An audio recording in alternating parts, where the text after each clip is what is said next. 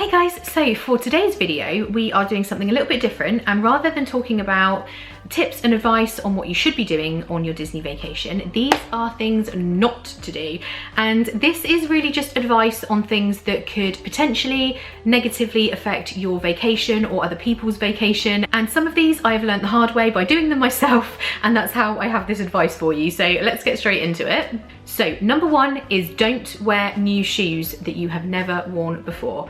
The amount of times I have done this, and if you're anything like me, whenever you're going on vacation, you like to buy yourself new clothes and new shoes and then save them so that you can be really excited to wear them brand new on your vacation because you feel like anything you've already worn is not your new vacation clothes. I know that sounds really weird, but that's just something that I tend to do.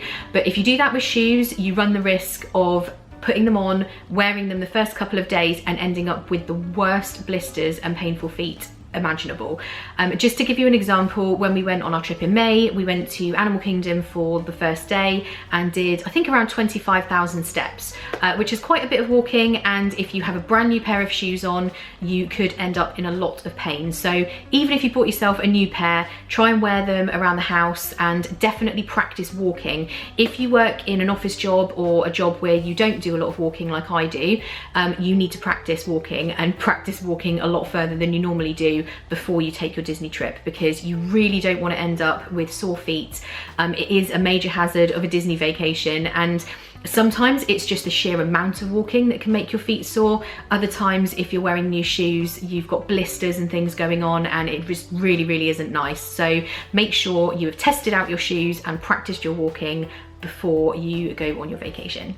And next up is don't forget your sunscreen. I mentioned this in so many different videos. You guys probably feel like I'm being really bossy about sunscreen, but please don't forget to wear sunscreen. You will burn. It is so hot in Florida. This is the one I always recommend, this dry mist spray, because it's so easy to just throw it on quickly if you're in a rush to leave the room in the morning. But yes, do not forget your sunscreen. Some people, you know, burn worse than others. I'm very pale.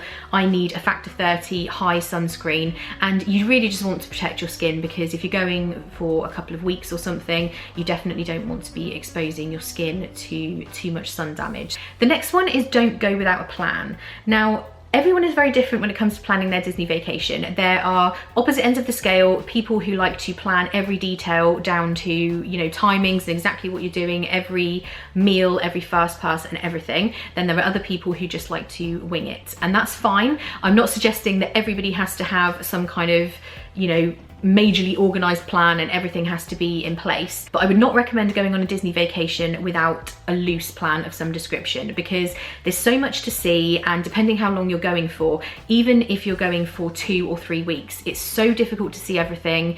If you're doing other theme parks in Orlando other than Disney, there's so much to fit in, and if you don't have a plan, it can be very difficult. Things like your fast passes, if you haven't planned to be in certain parks on certain days, then it's impossible to make your fast passes because you don't know where you're going to be. Things like that, and dinner reservations, if there are restaurants that you've got your heart set on, especially things like Be Our Guest, Cinderella's Royal Table, Ohana, places like that that are really hard to get into. If you haven't planned ahead, it's very unlikely you're going to be able to walk up to those restaurants, and if that's something that's important to you, that can really set you up for being disappointed, feeling like you're missing out and things like that. So I wouldn't suggest just going and hoping for the best once you get there. And I've got a video coming up really soon on how I build an itinerary for my Disney vacations. As soon as that's up, I will throw up a card here so you can check that out, just to give you an idea of how I do that. And you know, you can plan everything, like I say, and you can plan a little bit less, but I would not recommend going without a plan at all. And I will also link in the description some of the other videos I've got which will be useful for planning, just to help out if you have no idea and it's your first trip and you're looking to figure out how to put together an itinerary and plan your Disney vacation. So this next one is more something that could impact other people's vacation, and it is don't take flash photos on attractions. Now, this one sounds really bossy. It is a massive pet peeve that I have.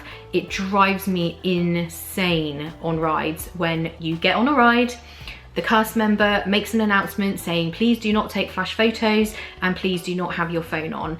And the next thing you know, the lights go down, maybe it's a show or something, and somebody is over here looking at Facebook on their phone, and your eye is just seeing the light from their phone. And if you're on an attraction where there's a lot of things happening around you, someone's there just kind of snapping away, taking flash photos. And I get that people want to take pictures on rides. Obviously I vlog all of my trips, but whenever I'm vlogging on a ride, I cover the viewfinder on the camera, because I don't even want anybody to be able to see that, because it might detract from their enjoyment of the ride, and that really isn't fair. So just be mindful of what you're doing on rides and make sure that whatever you're doing is not spoiling the experience for other people, because you know, it might be that somebody has a fast pass for that ride and it's the only time they're going to get to do it. Say Pirates of the Caribbean, it's the only chance they're going to get. They've only got one day in the Magic Kingdom, and then somebody sat there next to them with a bright light on their phone or their camera or something, and it just spoils it, and it's really not fair. So if you are told on rides, don't take flash photos, don't take flash photos. The amount of times it happens, every time you get on a ride, somebody will do it, and it's just really frustrating. So yeah, that is a big one. Don't take flash photos. Next up is don't ignore the busy day guides. Now, there are a lot of guides online which have crowd calendars showing you which are the busiest days in the parks, which particular parks are busier on that day. There's loads of them out there. There's touringplans.com. I love Undercover Tourist. That's my favorite one to use. The Dib also has one. So there's lots of different ones, and I would recommend looking at all of them just to see the differences, because they can vary a bit in what they suggest. I always find Undercover Tourist, like I say, to be pretty reliable, and if you look at it and it says avoid Magic Kingdom on this particular day, I would take that advice. I've done it before where I haven't taken the advice, and sure enough, you arrive at the park and it is really quite busy, and you could have perhaps arranged to do a different park that day when it's a bit quieter. So they are very accurate. They're there for people to use to plan their vacations, and they're an important part of putting together an itinerary. Again, I will be doing a video on that and exactly how I do that to make sure that we're not in the busiest parks on the busiest days. And if you're visiting maybe at Easter or in the summer, at Christmas, Thanksgiving, any of the busier times of year, spring break is another one, then the crowd calendars are even more important, because you need to maximize your time and make sure you're not visiting parks on the crazy busy days. So don't ignore those busy day guides. Definitely check those out before you go. Okay, the next one is don't have unrealistic expectations. And this is a really big one, I think, with a Disney trip, and more so in recent years than it used to be. When I took my first trip to Florida, it was 2002, and there were some forums online that I could have looked at, but I didn't. I just went on the trip. We stayed off-site away from Disney and didn't have a clue what we were doing, didn't look at a busy day guide, didn't make an itinerary, had no clue basically what was going on. And in a way that was good, because we didn't really know what to expect. We'd never been before. But I think now, with so many planning tools online, you have YouTube, you have forums, there's social media, Instagram, everything. So before you've even been on a Disney trip, you can see everything that you're going to be doing while you're there. And I think what sometimes happens, people become so excited by certain elements of their trip that it's bound to be less exciting when you're actually experiencing it. So for example, Be Our Guest restaurant. So there's a million videos on it now, everybody talks about it, there's photos, Instagram pictures, all of those sorts of things. So someone who's never been might just be like, oh my gosh, this is going to be the best thing ever. And I feel like you're almost setting yourself up where you're so excited about it, and so there's so much anticipation that it's never going to live up to what you're thinking it's going to be, because you just have to be a bit realistic. You know, at the end of the day, it's great. Be Our Guest is amazing, I love it, but it is a restaurant. You're going to go there, you're going to eat a meal, the surroundings are absolutely incredible, but you know, sometimes just too much excitement and too much looking into everything can make things then not as enjoyable when you actually get there. And when you're sat at home doing your planning and you're looking at all of these experiences and restaurants and rides and watching videos and stuff on YouTube, there's not the element of actually being there, it being boiling hot, and there maybe being crowds, and maybe one of the kids is having a meltdown and stuff like that. So there's a lot of things that happen while you're there which make the experience different to how you've perhaps built it up in your head. So I guess all I'm saying is, you know, make sure that you are not so ridiculously excited about certain experiences that it's never going to live up to it when you get there. Just make sure, you know, you are realistically excited about about things. I guess that's what I mean. I've done it myself before. I've got so excited about an experience, and then when it's actually happened, it's not as exciting as I thought it was going to be, and there was no way it was ever going to be. That was my fault because for overdoing it. So yeah, just make sure, by all means, be as excited as you possibly can be about your Disney vacation, but just watch out that you're not overhyping certain experiences, because by the time you've done that, it is likely that it's not going to be as good as you think when you get there. So this next one is a big one. Don't go without travel insurance.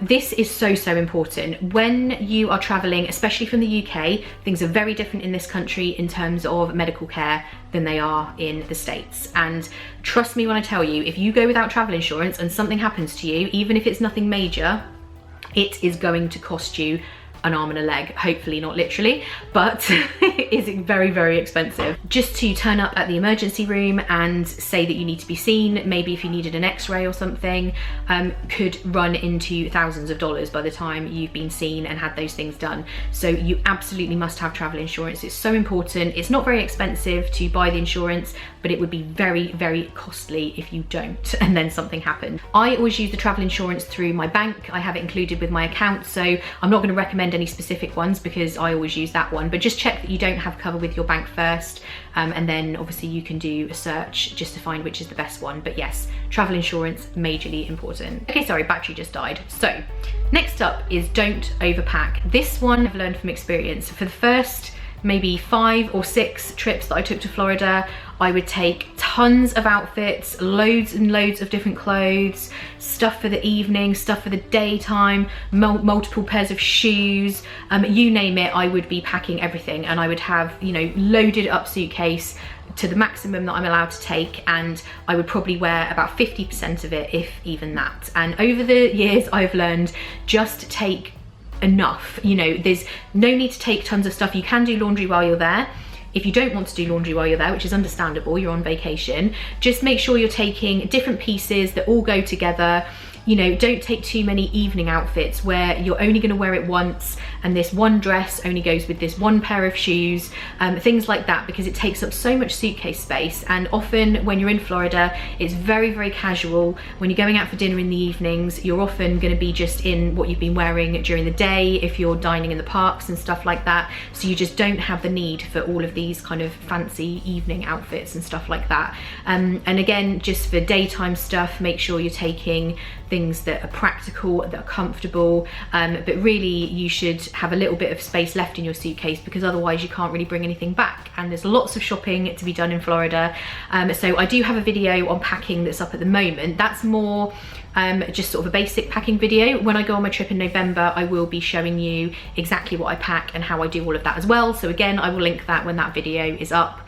But yeah, just make sure you're not overly packing too much stuff and buying tons and tons of outfits to take with you, because it's just not necessary and you won't end up wearing half of it. So the next one, again, is a big one, and this is something that I still do to this day, no matter how many trips I take. Do not overdo it in the first few days. Whenever you're planning your trip, it's so tempting to go straight in with everything that you want to do. So you're, you know, planning an ADR for the night that you've arrived. Then the next morning you've got an 8 AM ADR in the Magic Kingdom, so you can get into the Magic Kingdom with Main Street being completely empty. And then you've got a full day in the Magic Kingdom, and then Mickey's Not So Scary Halloween party that night, all of that kind of thing, because you're just so excited that you just want to go for it and do everything. But if you completely overdo it in the first few days, you will burn yourself out. You will have sore feet, you will be too hot, you will be exhausted, especially if you've traveled a long way. Obviously from the UK, the flight is like 9 hours and there's jet lag to contend with. I promise you, it will really impact the next few days of your trip if you overdo the first couple of days. So there's nothing wrong with planning an early start on your first day, because especially if you have travelled from the UK, you are going to be likely to be awake very early in the morning after you've landed, just because of the time difference. So by all means do that, but plan to maybe leave the park in the early afternoon and don't plan to be there till the end of the day, because then your second day you're going to be tired and it's just all going to carry on from there. So just be a little bit careful those first couple of days, make sure you're not overdoing things, especially if you're going for 2 weeks. You know, if you're going for a week, it can be tricky because then it's fitting everything in. But if you are there a little bit longer, then there's no need to go crazy the first couple of days. And I promise you, you won't regret it. Just take it easy and ease yourself in and then go from there. Okay, so my final one is another one of my pet peeves, which I really hope doesn't come across as me just venting, but it's something that drives me crazy, and I'm sure you guys would not do this, but it is something that happens almost every single time I go into a show or that kind of attraction, and it is don't talk through shows. I always end up sat next to somebody in things like, again, Mickey's PhilharMagic or Carousel of Progress or the Tiki Room or whatever it is. Obviously, if you're on rides, it's different because, you know, people are generally shouting and screaming if you're on Everest and stuff like that. But I'm talking more about shows.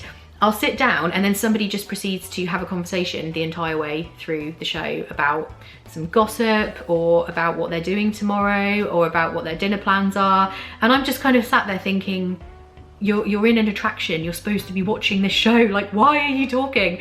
And it's, again, it spoils it. It's really annoying because you can't hear what's going on and people are just kind of chatting away, and I don't understand what you're even doing in the show if you're just going to talk through it. But anyway, that is a big don't talk through shows. I'm sure none of you guys would do such a thing, but yeah, that's a big one, is just like, yeah, don't have random conversations throughout shows. So that's everything on my list of things not to do.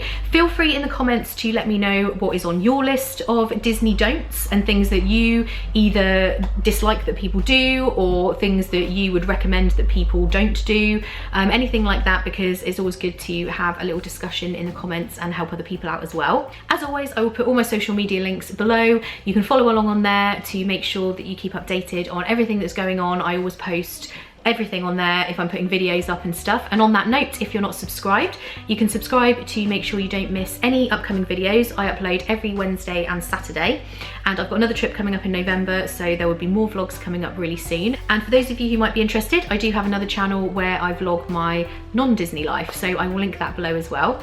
Thank you guys so much for watching. I hope you're all having a great day, and I will see you in the next video.